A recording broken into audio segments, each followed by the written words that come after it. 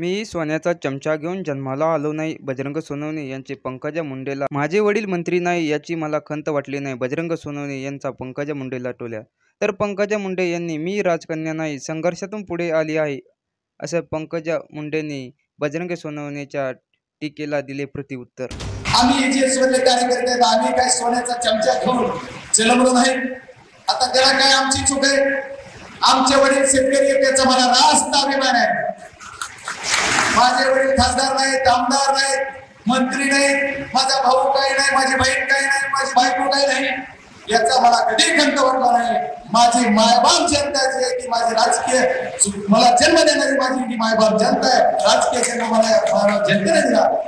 मी काय जन्माच्या आधी सांगितलं होतं का अरे बाबा देवा मला मुंडे साहेबांच्या घरी जन्माला घाल? अहो ह्याला पण पुण्य लागतं ना कुठे जन्माला गेलो.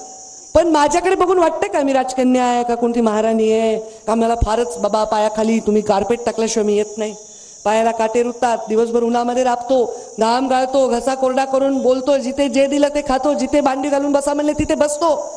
अरे सगळं वैभव असताना असं वागलं त्याला खरं वैराग्य म्हणतात. आणि जर गरिबीतून आला आणि करोडो रुपयाची प्रॉपर्टी जमा केली असेल तर तुम्ही कसले वैरागी?